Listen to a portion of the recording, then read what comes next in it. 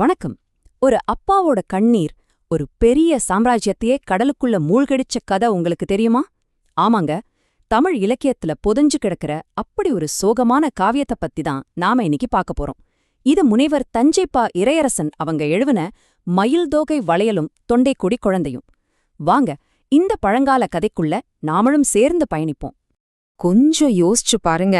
ஒரு செழிப்பான பேரரசு, அதோட தலைநகரம் திடீர்னு கடலோட சீற்றத்துக்கு இரையாகுது. ஒரு பெரிய நாகரிகத்தோட முடிவு, ஒரு பயங்கரமான சோகத்தோட ஆரம்பம். ஆனா இந்த மொத்த அழிவுக்கும் காரணம் ஒரு போரில்ல, ஒரு அப்பாவோட உடைந்த இதயம்னு சொன்னா நம்புவீங்களா? ஆமா, இந்த கதையோட முக்கியமான திருப்பமே இதுதான். ஒரு பெரிய நகரத்தோட அழிவு எப்படி ஒரு தனி மனுஷனோட சோகத்துல போய் முடியுது. ஒரு அப்பாவோட கண்ணீர் ஒரு சாம்ராஜ்யத்தோட தலையெழுத்தே மாத்திடுச்சா? வாங்க உள்ள போய் பார்க்கலாம். சரி, கதைக்குள்ள போலாம். முதல் பகுதி, ஒரு ராஜாவோட நம்பிக்கை. சோழ மன்னன் நெடுமுடிக்கிள்ளி. அவரோட வாழ்க்கையில ஒரு தீர்க்க தரிசனம் புதுசா ஒரு நம்பிக்கையை விதைக்குது. யோசிச்சு பாருங்க, வாரிசு இல்லாம தவிச்சிட்டு இருந்த அந்த ராஜாவுக்கு இந்த வார்த்தைகள் எப்படி இருந்திருக்கும்? மணிப்பல்லவ தீவுல இருக்கிற ஒரு நாகரீன பெண் மூலமா உனக்கு ஒரு பையன் பிறப்பான், அவனை நீயே வளர்த்துக்கலான்னு சொன்னதும், அடேங்கப்பா! இந்த செய்தி அவரோட இருண்ட உலகத்துல ஒரு வெளிச்சம் மாதிரி வந்திருக்கு. தன்னோட பேரரசுக்கு ஒரு எதிர்காலம் இருக்குன்னு ஒரு பெரிய நம்பிக்கை வந்திருக்கு. ஆனா அந்த சந்தோஷம், அந்த நம்பிக்கை ரொம்ப நாள் நீடிக்கல. விதி ரொம்பவே கொடூரமா விளையாடிருச்சு. இது கதையோட அடுத்த பகுதி, கடலில் மூழ்கிய மகன். தன்னோட அப்பாவை பார்க்க அந்த சின்ன பையன் ஆசையா கப்பல்ல வந்துட்டு இருக்கான். ஆனா விதி பாருங்க, கப்பல் உடைஞ்சு கடல்லையே மூழ்கி போறான்.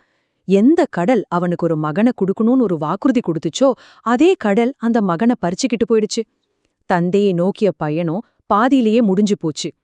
இந்த செய்திய கேட்ட மன்னன் நெடுமுடிக்கிள்ளிக்கு இதயம் நொறுங்கி போச்சு. அவ்வளோதான், அவரோட உலகம் இருண்டு போச்சு.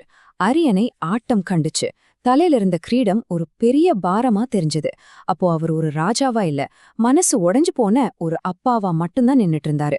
பாருங்க, இந்த ஒரு தனிப்பட்ட சோகம்தான் வரப்போற ஒரு பெரிய அழிவுக்கு முதல் புள்ளி. இப்போ கதை அடுத்த கட்டத்துக்கு போகுது. மூணாவது பகுதி, தெய்வங்களையே கோபப்படுத்திய துக்கம். அதாவது ராஜாவோட சொந்த சோகம் எப்படி அவரோட கடமைகளை மறக்க வச்சு தெய்வங்களோட கோபத்தை தூண்டுச்சுன்னு பார்க்கலாம். மகனை இழந்த சோகத்துல அந்த ராஜா எல்லாத்தையும் விட்டுட்டாரு. தன் குலதெய்வத்தை கும்பிடுறதே நிறுத்திட்டாரு. ஊர்ல நடக்கிற எந்த பொது வழிபாட்டையும் கண்டுக்கல. ஒரு ராஜா செய்ய வேண்டிய அரசு விழாக்கள், கொண்டாட்டங்கள்னு எல்லாத்தையுமே ரத்து பண்ணிட்டாரு. சொல்லப்போனா அவரோட துக்கம் அந்த ராஜ்யத்தோட ஆன்மீகத்தையே முடக்கி போட்டுடுச்சு. இந்த விழாக்கள்ல ரொம்ப ரொம்ப முக்கியமானது இந்திர விழா. இது சும்மா ஒரு கொண்டாட்டம் மட்டும் இல்ல, அது கடலோட கடவுளான இந்திரனுக்கும் அந்த நகரத்துக்கும் நடுவுல இருக்கிற ஒரு ஒப்பந்தம் மாதிரி. இந்திரனை சந்தோஷப்படுத்தினா கடல் நகரத்தை பாதுகாக்கும். இதுதான் உங்களோட நம்பிக்கை. இப்ப பாருங்க, இந்த நிகழ்வுகள் எப்படி ஒன்னோட ஒன்னு ஒரு சங்கிலி மாதிரி கோர்வையா இருக்குன்னு. முதல்ல ராஜாவோட துக்கம், அதனால இந்திர விழா நிறுத்தப்பட்டுச்சு. விழா நின்னுதால இந்திரனுக்கு கோபம் வந்துச்சு. அந்த கோபத்தோட விளைவு புகார் நகரத்தோட மொத்த அழிவு. பாத்தீங்களா, எல்லாம் எப்படி ஒன்னோட ஒன்னு கனெக்ட் ஆயிருக்கேன்னு.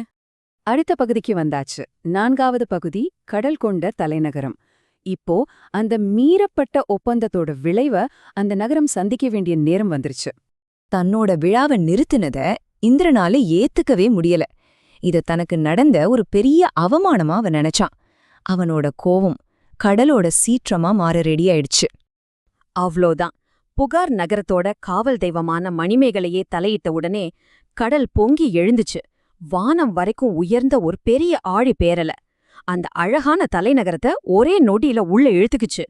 பெரிய பெரிய மாளிகைகள், கோபுரங்கள், ஒரு செழிப்பான நாகரிகத்தோட எல்லா அடையாளமும் அந்த அலைக்குள்ள நொறுங்கி கடலுக்குள்ள காணாம போச்சு. கடைசியா இந்த கதை நம்மகிட்ட ஒரு பெரிய கேள்வியை விட்டுட்டு போகுது. ஒரே ஒரு தனி மனுஷனோட சோகம் ஒரு முழு நாகரிகத்தோட விதியே மாத்திட முடியுமா? ஒரு தலைவனோட தனிப்பட்ட உணர்ச்சிகளுக்கு ஒரு தேசத்தோட தலையெழுத்தே எழுதுற அளவுக்கு சக்தி இருக்கா? இதப்பத்தி நீங்க என்ன நினைக்கிறீங்க? இந்த அற்புதமான ஆய்வு நமக்கு கொடுத்தவர் முனைவர் தஞ்சைப்பா இறையரசன் அவர்கள். அடுத்த பதிவில் சந்திப்போம்.